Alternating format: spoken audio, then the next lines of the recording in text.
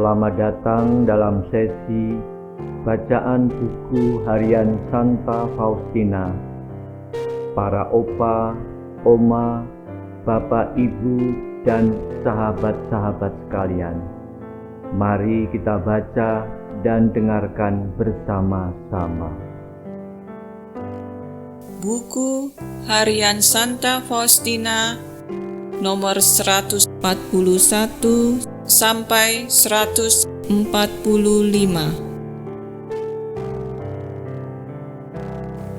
Tetapi siksaan-siksaanku mulai berakhir. Kini Tuhan memberikan kepadaku pertolongan yang Ia janjikan.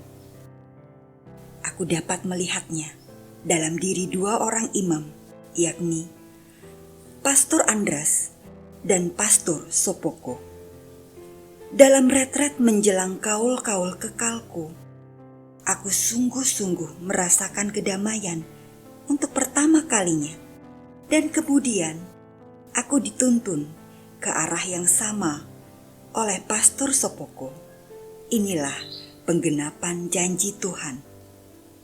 Ketika aku ditentramkan dan diajar bagaimana mengikuti jalan-jalan Allah, rohku bersuka cita dalam Tuhan.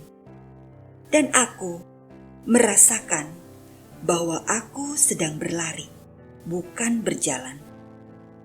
Sayap-sayapku dibentangkan, dan aku siap terbang. Aku membumbung menembus panasnya matahari, dan aku tidak akan turun sebelum aku beristirahat dalam Dia. Dalam Dia, jiwaku lenyap untuk selama-lamanya. Dan aku menundukkan diriku sepenuhnya kepada pengaruh rahmat. Allah membungkuk sangat dalam kepada jiwaku. Aku tidak mundur dan juga tidak menahan Dia. Tetapi aku lenyap di dalam Dia sebagai satu-satunya hartaku. Aku menjadi satu dengan Tuhan. Seolah-olah jurang pemisah antara kami, pencipta dan ciptaan, menghilang. Selama beberapa hari, jiwaku berada dalam keadaan ekstase yang terus-menerus. Kehadiran Allah tidak meninggalkan aku sesaat pun. Dan jiwaku tetap berada dalam kesatuan cinta yang terus-menerus dengan Tuhan. Tetapi ini sama sekali tidak menghalangi pelaksanaan tugas-tugasku. Aku merasa diriku ditransformasi ke dalam cinta. Seluruh diriku bernyala, tetapi aku tidak menjadi hangus. Tanpa henti, aku membenamkan diriku di dalam Allah. Allah menarik aku kepada dirinya sedemikian kuat dan penuh kuasa, sehingga kadang-kadang aku tidak sadar bahwa aku masih ada di bumi. Sudah begitu lama aku memasang penghalang dan takut terhadap rahmat Allah.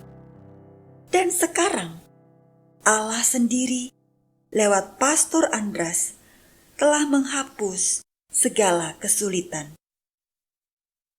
Rohku telah berpaling kepada Sang Surya, dan berkat sinarnya, rohku telah berbunga hanya bagi Dia.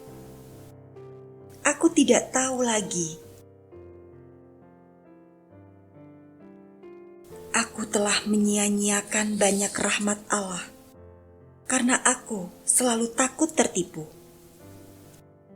Allah menarik aku kepada dirinya sedemikian kuat, sehingga seringkali aku tidak memiliki kekuatan untuk melawan rahmat-Nya ketika aku tiba-tiba terbenam di dalam Dia. Pada saat-saat seperti itu, Yesus memenuhi diriku dengan damai yang sedemikian besar, sehingga kalaupun aku berusaha menjadi tidak tenang, aku tidak dapat berbuat demikian. Dan tiba-tiba aku mendengar suara ini di dalam jiwaku. Supaya engkau tenang, bahwa akulah yang meminta semua hal ini darimu. Aku akan memberimu damai yang sedemikian teduh, sehingga bahkan kalaupun hari ini engkau ingin merasa gelisah dan takut, engkau tidak kuasa untuk berbuat demikian. Cinta akan membanjiri jiwamu sampai engkau lupa akan dirimu sendiri. Kemudian Yesus memberiku seorang imam lain. Atas perintah Yesus, aku menyingkapkan jiwaku di hadapannya. Mula-mula aku melakukannya dengan sedikit bimbang. Tetapi suatu teguran keras dari Yesus membangkitkan kerendahan hati yang mendalam dalam jiwaku. Di bawah bimbingannya, jiwaku mengalami kemajuan yang pesat dalam cinta akan Allah. Dan banyak keinginan Tuhan terlaksana secara lahiriah. Seringkali aku kagum akan keberaniannya dan akan kerendahan hatinya yang mendalam. Oh, betapa malangnya jiwaku karena sudah menyia-nyiakan begitu banyak rahmat. Aku telah lari jauh dari Allah, tetapi dengan rahmat-Nya Ia mengejar aku. Aku paling sering mengalami rahmat Allah ketika aku paling tidak mengharapkannya. Sejak saat Ia memberiku seorang pembimbing rohani, aku lebih setia kepada rahmat Allah. Syukur atas pembimbing rohani ini dan atas perhatiannya kepada jiwaku. Aku menjadi tahu apa artinya bimbingan dan bagaimana Yesus memandangnya. Yesus memperingatkan aku tentang kesalahan yang paling kecil dan menekankan bahwa Ia sendirilah yang memutuskan apa yang aku sampaikan kepada Bapa pengakuanku. Dan Ia berkata kepadaku bahwa Setiap pembangkangan terhadap Bapa pengakuan merupakan pembangkangan terhadap aku sendiri. di bawah bimbingannya, jiwaku mulai mengalami ketenangan dan damai yang sangat teduh. Ketika itu, aku sering mendengar suara ini di dalam jiwaku. Kuatkanlah dirimu untuk menghadapi pertempuran. Kadang-kadang suara ini terulang beberapa kali dan dalam berbagai kesempatan. Yesus sering memberitahukan kepadaku apa yang tidak Ia senangi di dalam jiwaku. Dan lebih dari satu kali Ia mencela aku karena apa yang tampaknya sepele, tetapi sesungguhnya merupakan hal-hal yang amat penting. Ia memperingatkan dan menguji aku seperti seorang guru. Selama bertahun-tahun, Ia sendiri mendidik aku. Sampai tiba saatnya, Ia memberiku seorang pembimbing rohani. Sebelumnya, Ia sendiri menjelaskan kepadaku apa yang tidak kupahami. Tetapi sekarang ia menyuruh aku bertanya kepada Bapa pengakuanku mengenai segala sesuatu. Dan seringkali ia berkata, Aku akan menjawabmu lewat mulutnya. Tenanglah. belum pernah terjadi padaku. Aku menerima jawaban yang bertentangan dengan apa yang dikehendaki Tuhan dari aku ketika aku menyampaikannya kepada pembimbing rohaniku. Kadang-kadang terjadi bahwa Yesus menyuruh beberapa hal kepadaku yang tidak diketahui oleh seorang pun. Dan kemudian ketika aku berlutut di kamar pengakuan, Bapak pengakuanku menyuruh aku melakukan hal yang sama. Tetapi ini sangat jarang. Bisa jadi selama masa yang panjang, jiwa menerima banyak terang dan banyak ilham. Dan kemudian para bapak pengakuan membenarkan ketenangannya dan sumber asalnya.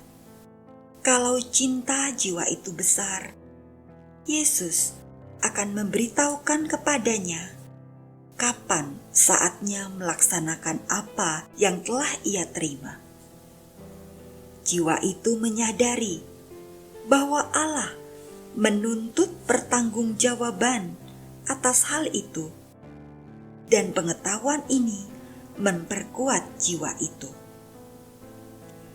Ia tahu bahwa menjadi setia berarti harus sering menghadapi aneka kesulitan. Tetapi jiwa itu percaya akan Allah, dan berkat kepercayaan ini ia mencapai tahap kemana Allah memanggilnya. Kesulitan-kesulitan tidak membuatnya gentar. Baginya, semua itu merupakan makanan sehari-hari, seperti sebelumnya. Kesulitan-kesulitan itu tidak menakutkan dan menggentarkan jiwanya. Sama seperti seorang pahlawan yang gigih bertempur tidak digentarkan oleh letusan meriam. Ia sama sekali tidak gentar, namun mendengarkan dari arah mana musuh melancarkan serangan untuk dapat mengalahkannya. Ia tidak melakukan suatu pun secara membabi buta, tetapi meneliti dan menimbang segala sesuatu secara mendalam. Ia tidak mengandalkan dirinya sendiri, tetapi berdoa dengan kusuk dan memohon nasihat dari pejuang-pejuang yang lain yang berpengalaman dan bijaksana. Apabila jiwa bertindak seperti ini, hampir pasti ia selalu menang. Ada serangan-serangan ketika suatu jiwa tidak memiliki waktu untuk berpikir atau mencari nasihat atau apa saja. Maka ia harus masuk ke dalam suatu pertempuran hidup mati. Kadang-kadang baik untuk lari berlindung dalam luka hati Yesus tanpa menjawab sepatah kata pun. Dengan tindakan ini, musuh sudah dikalahkan. Juga dalam masa damai, jiwa terus berusaha, sama seperti dalam masa perang. Ia harus melatih diri dan melakukannya dengan segenap daya. Kalau tidak, ia tidak memiliki kesempatan untuk memetik kemenangan. Aku memandang masa damai sebagai suatu masa persiapan untuk meraih kemenangan. Jiwa harus selalu waspada. Waspada. Dan sekali lagi waspada. Jiwa yang banyak merenung menerima banyak terang. Jiwa yang kacau menanggung risiko jatuh. Dan janganlah heran kalau ia sungguh jatuh. O Roh Allah, pembimbing jiwa, bijaksanalah orang yang telah kau latih. Tetapi agar Roh Allah dapat bekerja di dalam jiwa, diperlukan damai dan ketenangan di dalam jiwa itu. Demikian telah kita baca dan dengarkan bersama-sama buku harian Santa Faustina hari ini. Kita akan lanjutkan bersama-sama besok di waktu yang sama. Berkah dalam.